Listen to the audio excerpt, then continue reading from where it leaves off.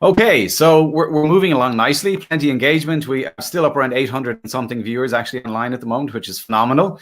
And now we're going to cross over the pond and we're heading over towards the United Arab Emirates. And we have Richard Lackey standing by Dubai. Richard, can you hear me okay? Yeah, I can hear you. Hi. How are things over there? Everybody. Yeah, things are good. I mean, we're on lockdown too. And it's it's a difficult time, but keeping busy and things like that. Yeah. What are you doing to keep yourself sane at home? I'm actually editing a lot. I'm editing a lot of iPhone videos, actually, stuff that I've shot over the last, I don't know, going back maybe 2 years, on different travels that I haven't gotten, edited yet. So I've kind of started some of those. That's a really good discipline, isn't it? When you have the time to be able to focus on a creative output like that, that's a really good idea. Richard, I've seen you speak at conferences. I've seen you pack out an auditorium to talk to people about, shooting in log and how you can color grade in the post-production process and everything else as well. But this evening, you're going to talk to us about what? It's going to be a little bit different, I guess. It's going to be more about the kind of, in my experiences over the last kind of couple of years of shooting with a phone.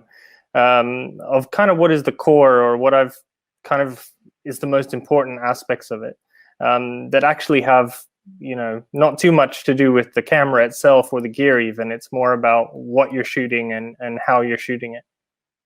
Okay, fantastic. Well, look, I won't take up any more of your time. I'll hand over the platform to you. It's all yours. Cool.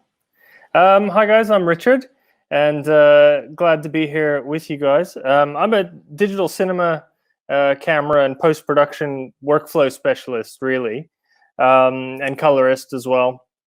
So shooting with iPhones has kind of been a side hobby, or I guess, I don't know, I started picking it up a couple of years ago when I got an iPhone SE for the first time. So I've been shooting with iPhones and trying to figure out how far the image can be pushed, and especially in terms of post and color grading, for a couple of years now. So especially I like to shoot on my travels for work. I often get to travel a lot, or on vacations as well. With my wife, I'm always shooting everything anywhere interesting that I go. So it started out for me really as an experiment, to see what's possible applying a professional approach to camera, and also to especially post-production and color grading. So I'm gonna hang on my presentation here. I've got just a little kind of video clip, one of my latest videos that I shot in and around Dubai Creek. Today I just want to distill, like I said, what I think, or what I feel are the most important things. Especially this will be useful if you're new to picking up your smartphone and wanting to shoot with it. And it doesn't matter whether it's a short film that you've got in mind, like something narrative or something documentary, or just like what I've been doing, documenting places that I go and places that I am and things like that. This should be useful for you. So I think what's really important is what you shoot and how you shoot it, especially, and the idea of shooting for the edit. So I started out my career as an editor, so actually cutting a couple of weekly TV shows, first as an offline editor or kind of an assistant editor, and then eventually I became an online editor, and then moved into kind of looking after a post team, and then into post coordination for a facility, and that was more kind of long form work, so feature films and things like that. So most of my credits are post production related, and later on as a producer as well. So I was in post a long time before I started picking up cameras, and post really shaped my whole approach, and everything. It was really the foundation for everything that came afterwards. So unfortunately, in 20 minutes, or I guess 16 minutes, I'm not going to be able to teach you the ins and outs of settings in Filmic Pro, and I'm not going to be able to teach you how to become a colorist either in 20 minutes. I go into a lot more depth into a lot of these things in my website and on my YouTube channel. There's going to be some more stuff hitting there.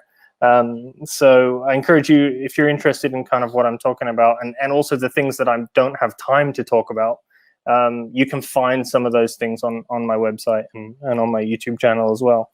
So yeah, so I'm going to share some of my experiences, and I'm going to share with you some different frame grabs from different videos, and to kind of illustrate some of the points that I want to make from some of the best things that I've shot so far.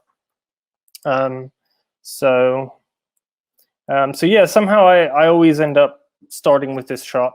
I think I did at MojoFest as well, and I don't know. For me, this is kind of one of my favorite frame grabs, I guess, from video.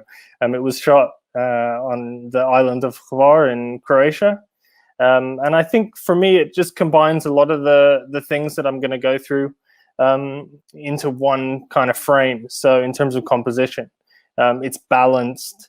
There's texture in the image. There's a bit of symmetry there. There's beautiful tones. It's got good range.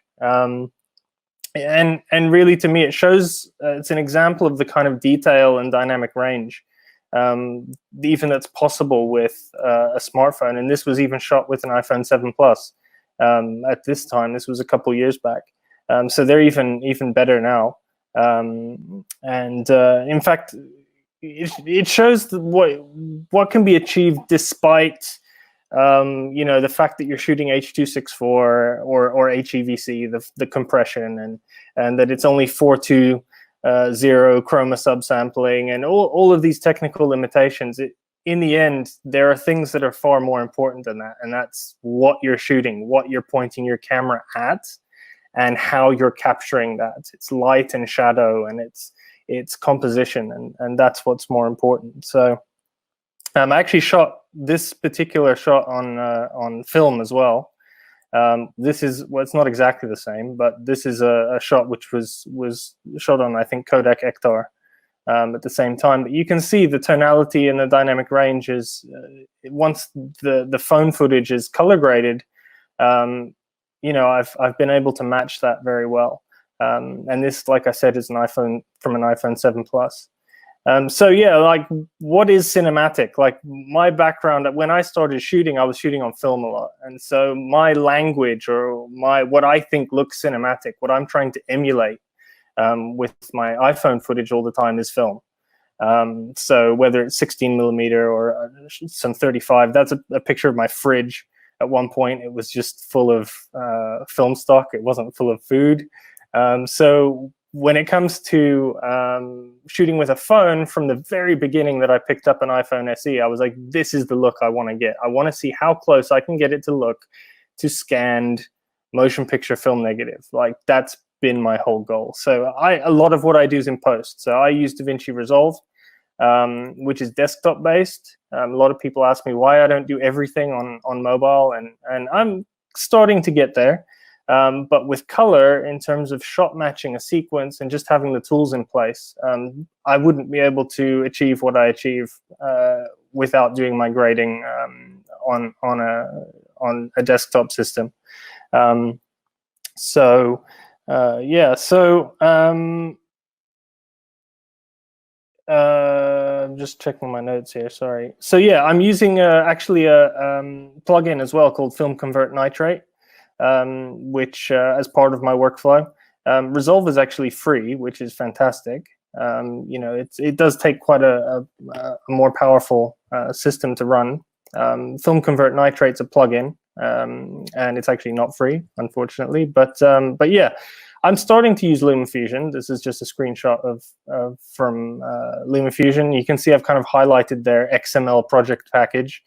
So I've started editing on the iPad and exporting my final edit as an XML project package to either Final Cut Pro or to, in my case, more often to DaVinci Resolve. If it's a simple edit with just cuts and nothing funny, no effects, if it's just a simple cut, it usually carries across quite well, I've found. And then I start finishing and color grading on desktop.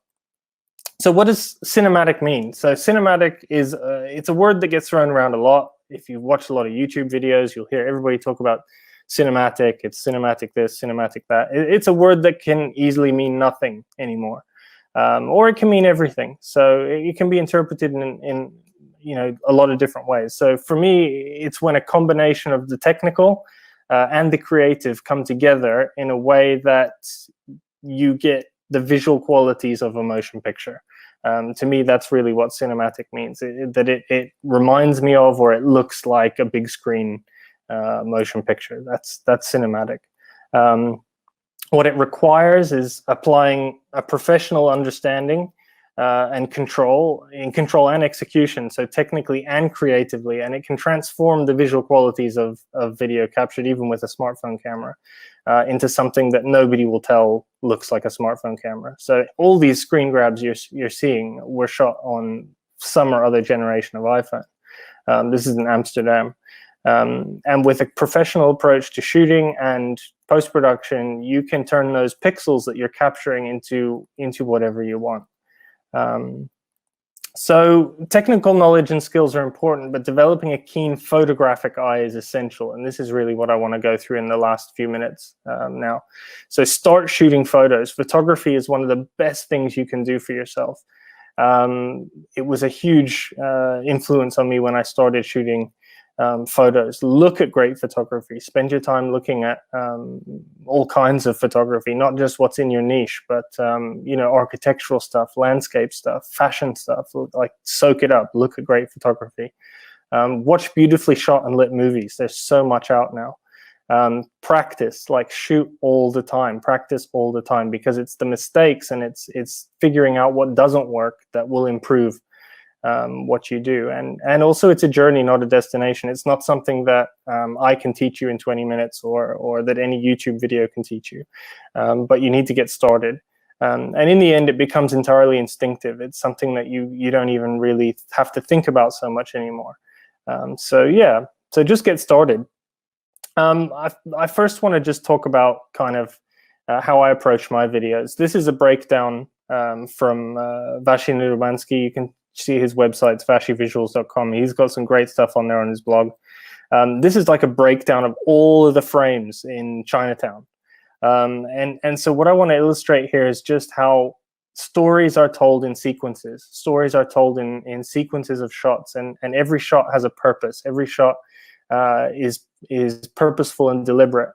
And they're shot a story is told in sequences. That's the thing. So no matter what you're shooting with your phone, approach it like you would approach the edit. Think about it in terms of, when you're editing, what are you going to want to build a cohesive sequence? So it doesn't mean that you have to storyboard everything like a movie. Or approach everything like a full-scale production. I mean, these are just some shots of me, and my wife and I like to go to Istanbul, and so we're on vacation, and I'll come, down the stairs one morning, and I'll have, a ridiculous bag, like shoulder bag full of like smartphone gear, and I'll have like 2 film cameras around my neck, and I'll have this ridiculous gimbal like half hanging out of my bag, and like, we'll be walking somewhere, and I'll see some little alleyway or something, and I'll tell my wife, "Oh, just 30 seconds. I just need 30 seconds." You know what? It's never 30 seconds. She's like, in the end, she has to go off ahead, because 10 minutes later, I'm still at that street corner. Like, I've got to get my shots. I've got to get my sequences, So, what's a basic sequence? A sequence consists of a few basic shots you need to keep in mind, like a wide shot. Wide shot is your subject in their greater context. A medium shot is a little bit more about your subject. It's a little bit closer to your subject. You're focused a little bit more on them, but you still have context of where they are and what the scene is. A close-up is, again, more about what's happening. It's action. And an extreme close-up is definitely about action. It's about something very specific. And with these 4 kind of framings are your basic shots, so really it's a case of keeping that in mind. Shoot for the edit. So shoot individual shots. So avoid continuously rolling forever, because you'll have to go through that single clip later and try to figure out what you were thinking, what you were intending, where one shot starts and one shot ends. So actually press record and press stop. Like, make it individual shots. Shoot a few seconds before and after each shot. That's an important thing. If you've got actors and they're moving within a scene, have them move into and out of positions in the heads and tails of shots. So it gives you options in editing later. A lot more options if your actors are moving into and out of a shot, kind of every take that you take. And you'll often want to cut on action, so continuity is important. So if you've got actors or a subject doing something, and you take a few different takes of that, have them repeat that action. Try to keep in mind just, continuity in action. Obviously, if you're doing like what I do most of the time and I'm somewhere that I'm visiting and you're just shooting things as they happen, it's a bit different. But yeah, shoot for the edit. That's the main thing.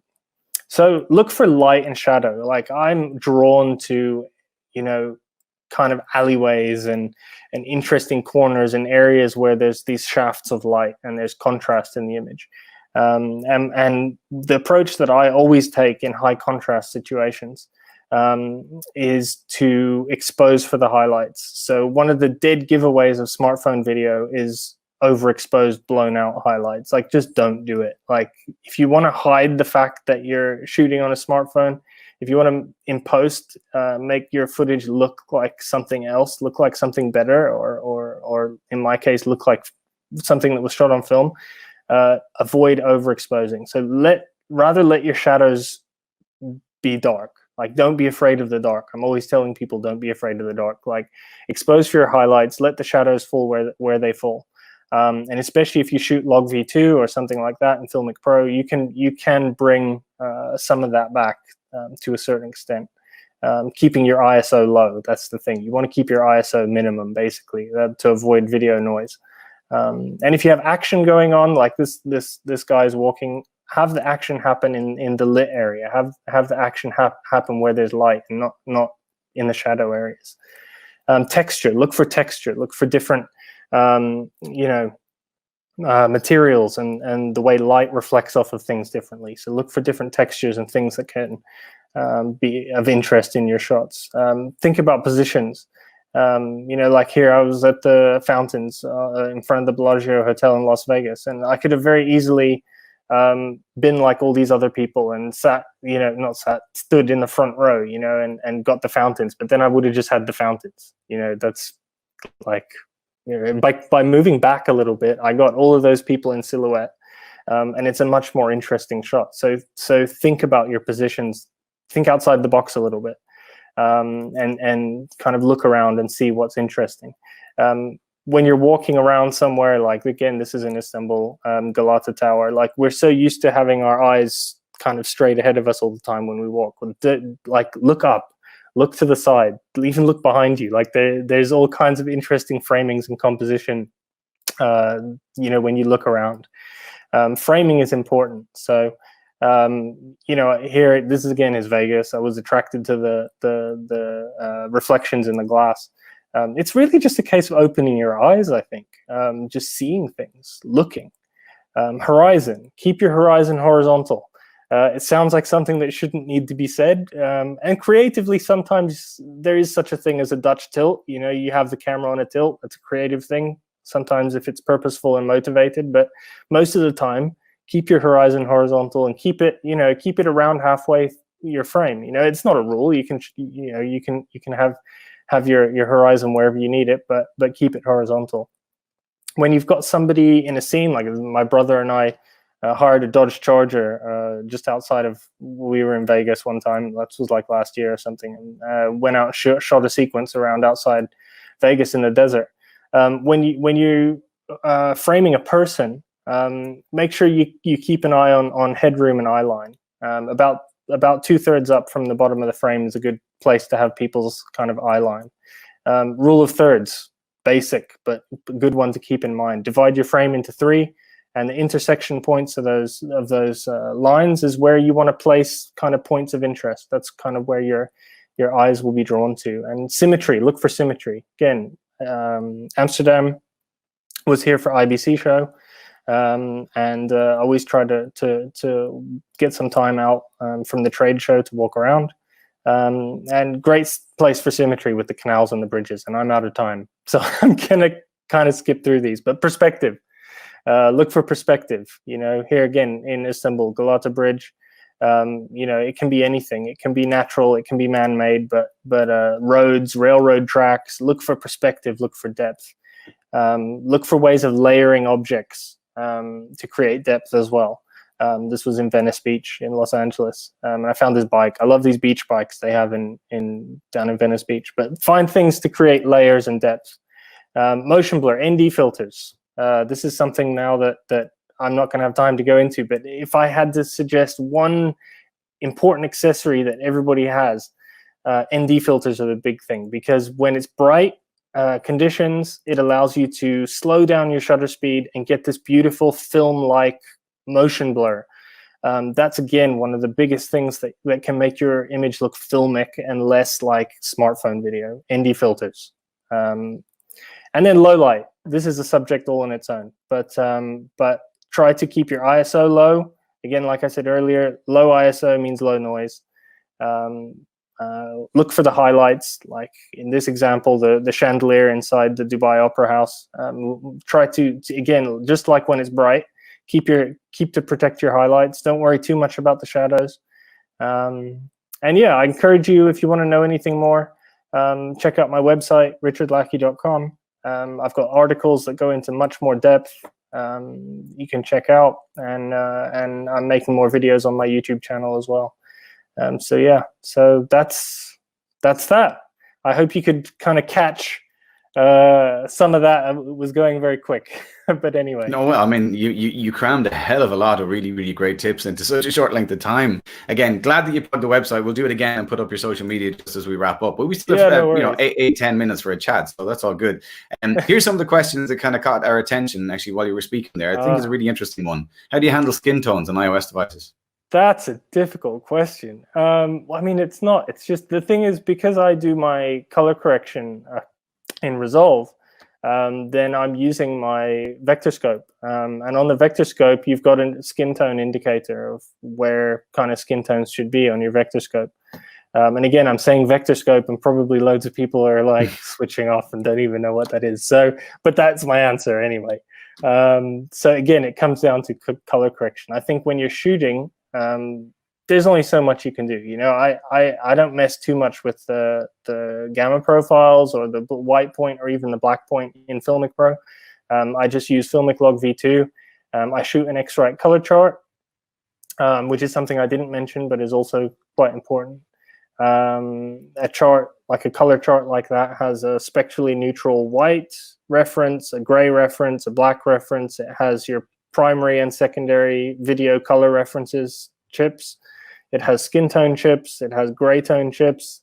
So hold up a proper video color chart, like the color checker, in front of every, or it doesn't have to be every shot, but every time the light changes. And that gives you a reference you can use in when you're color grading. That's a really useful tip. And I think to a certain extent it answers another question, which actually is the one I was going to put up as well. When you're shooting log and Filmic Pro, how well does the log profile match Canon and Sony log? Well, look, I think it depends really. That comes down to color bit depth, I think, and chroma sampling as well.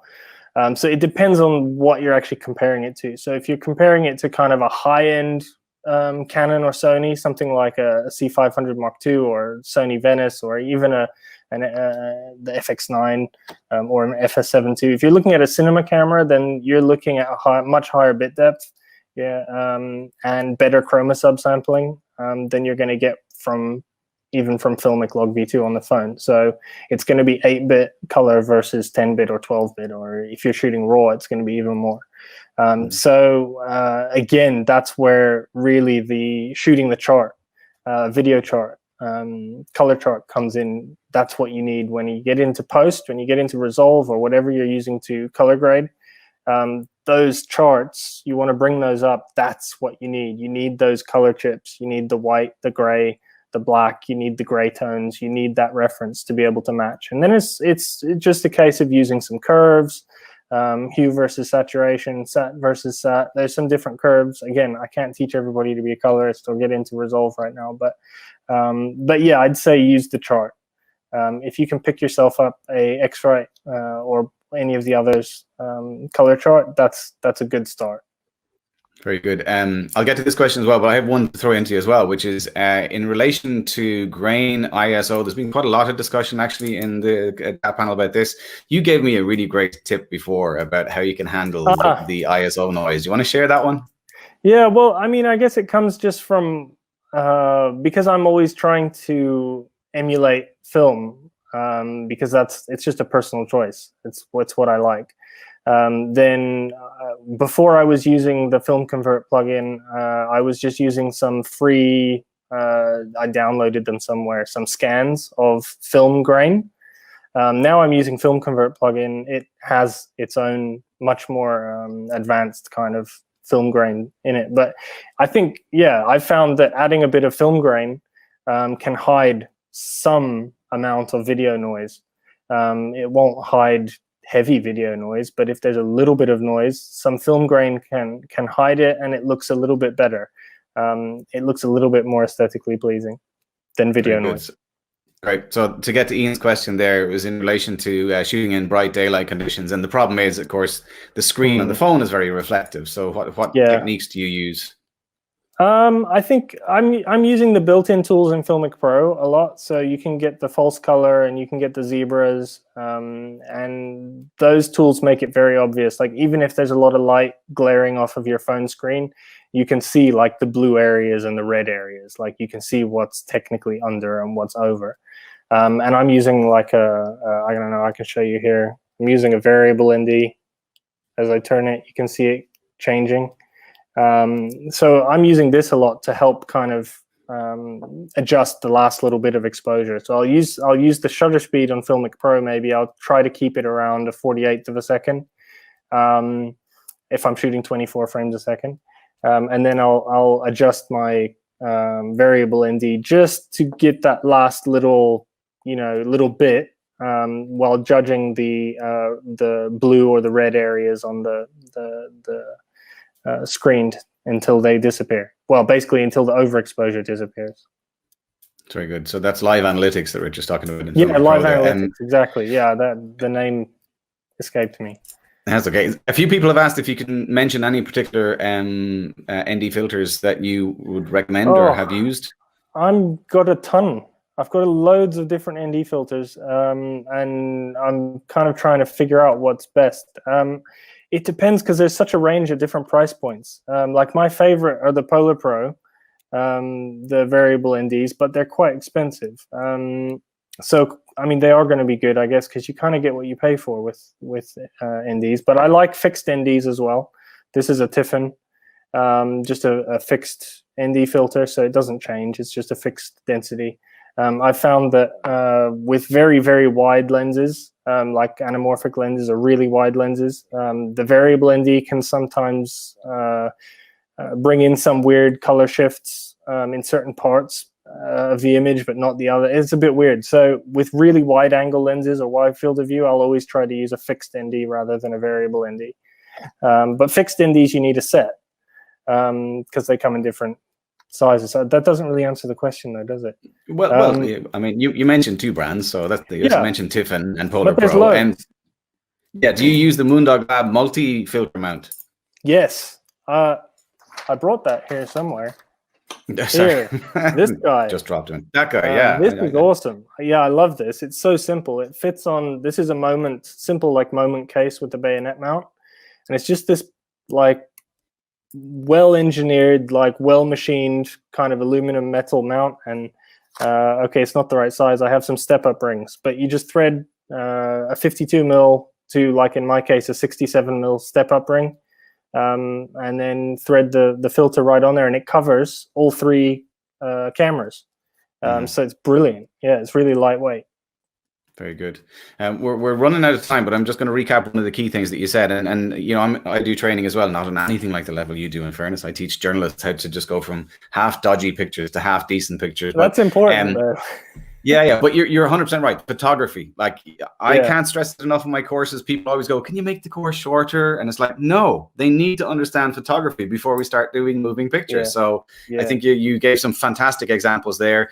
Here are your contact details and all your social media profiles. If you haven't already checked out Richard's site, that series that he's done on how to shoot cinematic footage on your phone is phenomenal and definitely worth having a look at. Also, do please hop over to his YouTube channel. His tutorials are excellent.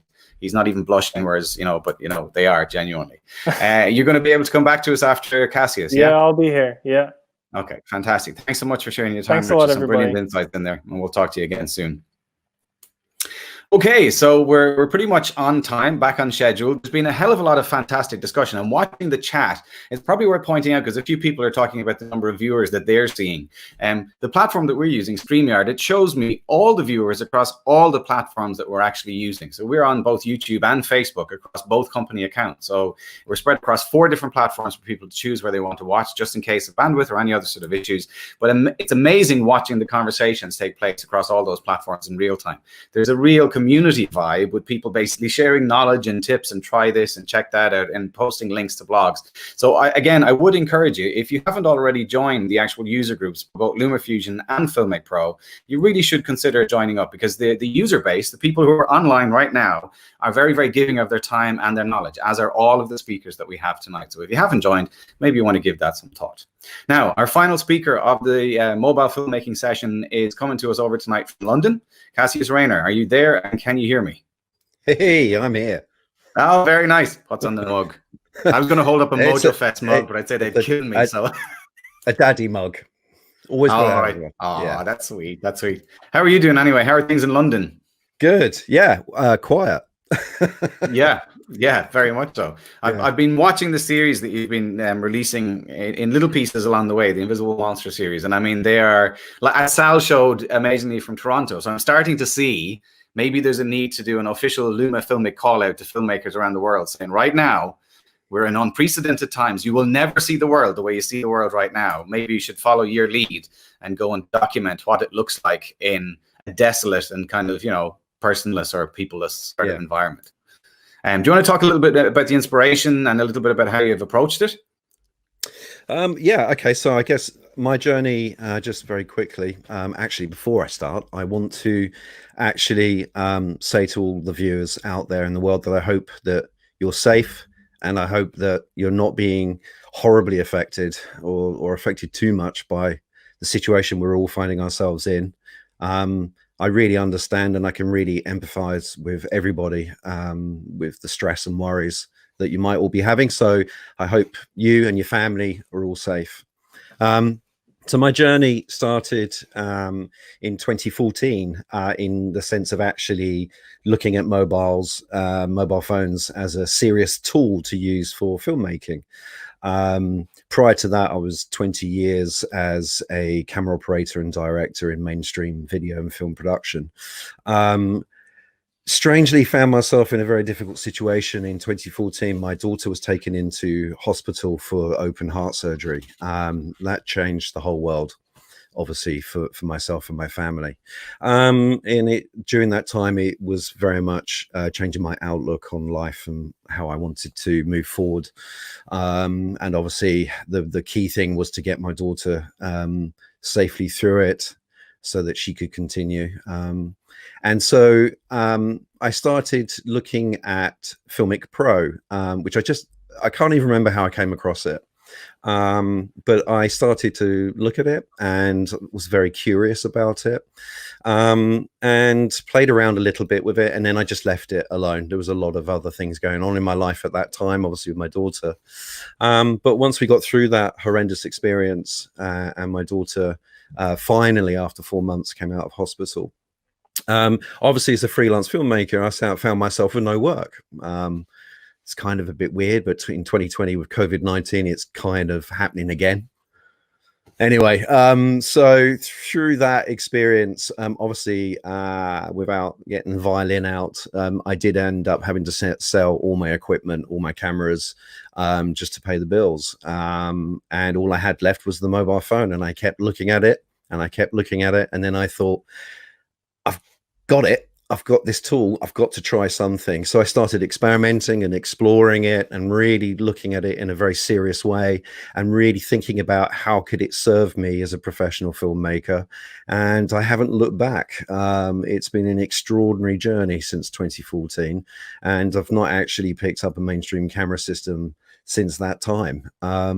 So I just want to talk a bit about today about some techniques and ways that I capture footage, and hopefully some tips and tricks that will help you out.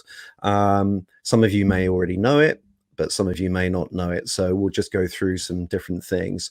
But I thought we'd kick off with The Invisible Monster, which is part of a video series I'm doing on London Falls Silent during COVID-19. So we'll play this, and then I'll talk to you about some of the shots. I mean, in particular, night shots. I do get a lot of questions about night shots in, noise issues.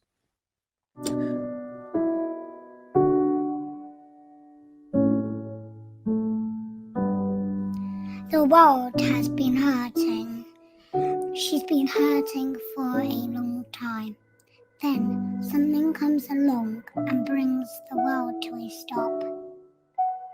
And the cities fall silent and the streets stand still, whilst the invisible monster creeps along our streets.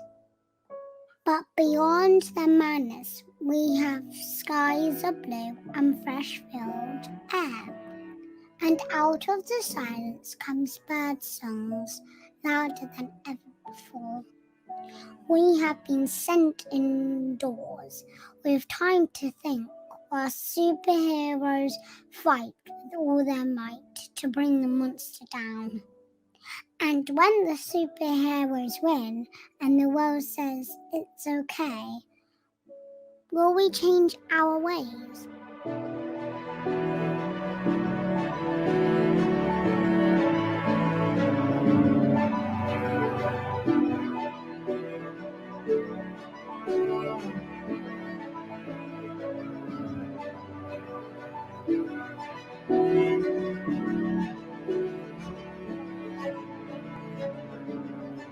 So the voice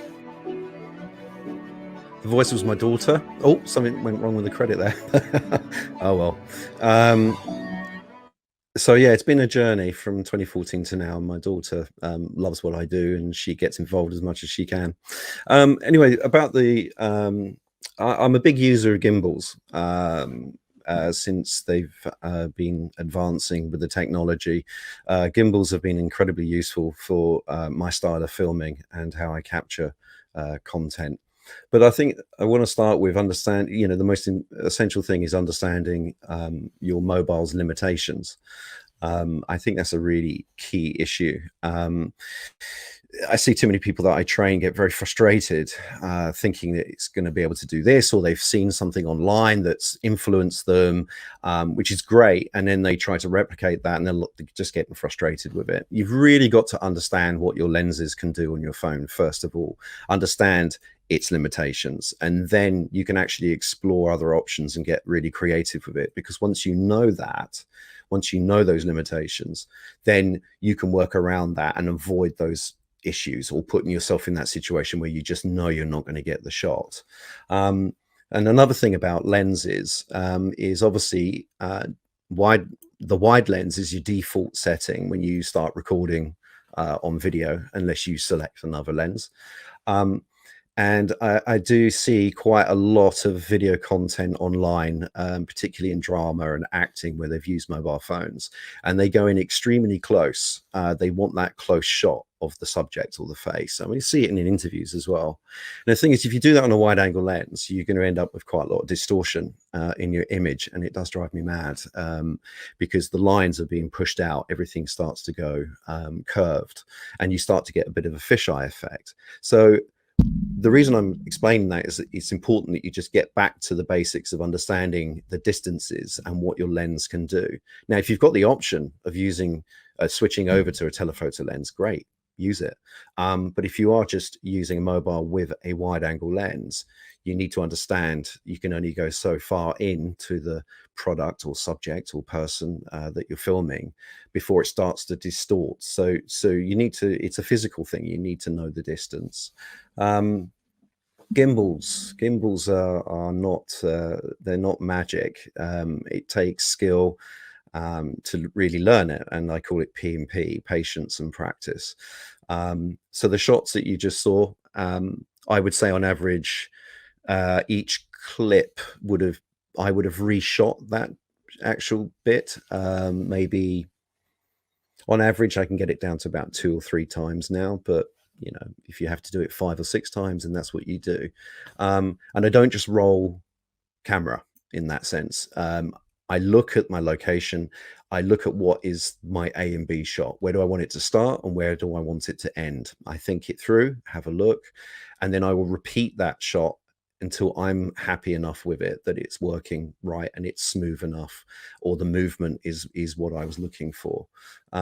Gimbals are a fantastic tool, but it does take time to practice with it. I do have one tip in the gimbal area is, I don't know if everyone can see this, but this is a monopod. And I use a monopod a lot with a gimbal. If you haven't got a monopod, use a tripod. Why? Because it actually does give extra stability. I always attach the monopod to the base of the gimbal. It also gives me huge extension for filming. And it's also what I call the money shot. You can get great crane shots. You can get it high up in the sky, or you can track it through a car window, or you can track it over the edge of a bridge, and you get that lovely smooth shot looking, you know, going over onto the river. So it gives you so many more options when you're using a monopod with your gimbal device.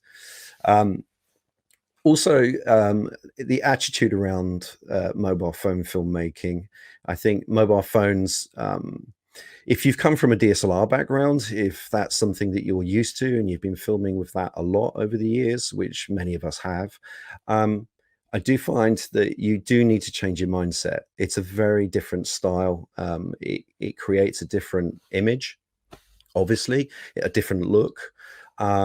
And you I know it sounds a bit odd to say that, but you do need to step back and think, okay, it isn't a DSLR and I mustn't have the same expectations as I would from a DSLR, because there's a very different way of filming and capturing those images. So in some ways, you've got to be a lot more creative in your thinking about how you're going to get your shot. And I'd always suggest depth of field is important to me as a filmmaker. It's harder to get that on a mobile phone, but trust me, with Filmic Pro and the focus wheel, and to be honest, I don't see a lot of it online. The use of the focus pull wheel, really do try it. If you're in lockdown at home, just get, I don't know, something on the table or an object or something, and really practice that pull focus. And I think you'd be quite surprised that just a tiny bit of movement will give you some depth to the shot, and it just looks fantastic. And try to maybe shoot at a certain distance and get the focus locked and just move around, you know, maybe do a half circle around a table or something, and I think you'd be really quite surprised at the results.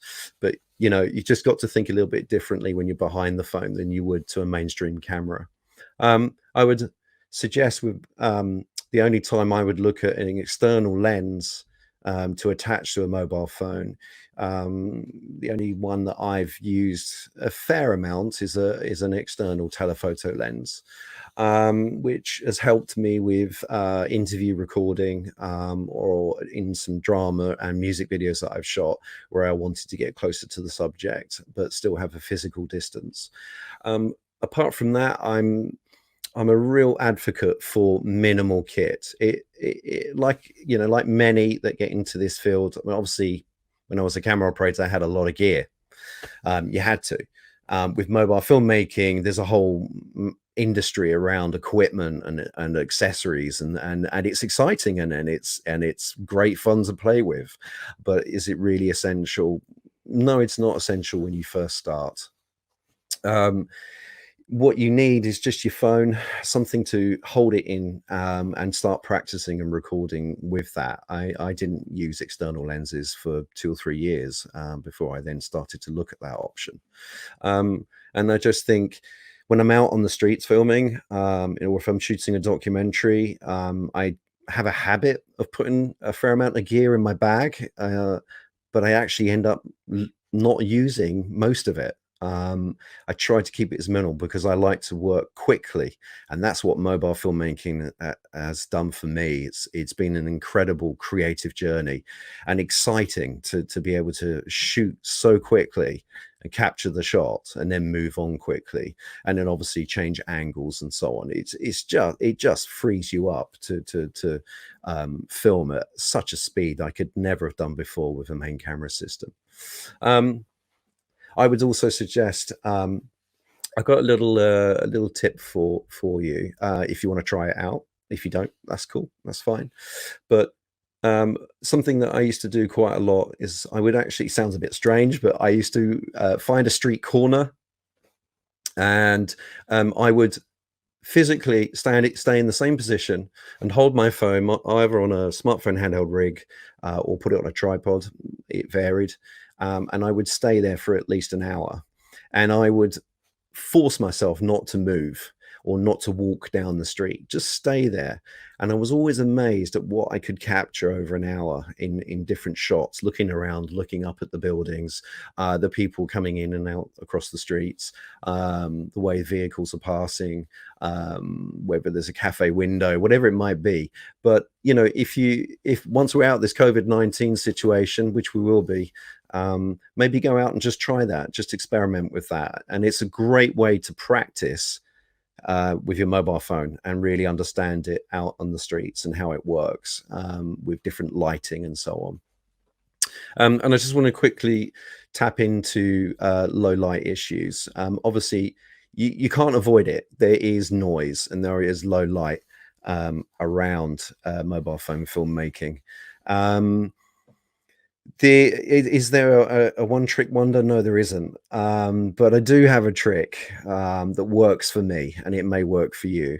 You need to go out on the street at night and seek out a light source. So you'll see in many of my shots that I will make use of street lights or lampposts or neon lights, or an area of a building that's being lit up at nighttime. Concentrate. I mean, obviously I use Filmic Pro, and so I'm going to be using the settings in there.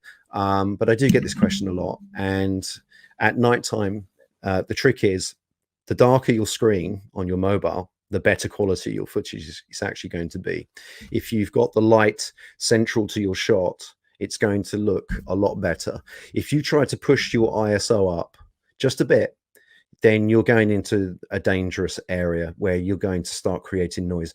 Don't lift the shadows. Don't be scared of the shadows. The darker they are, the more fantastic the image can look.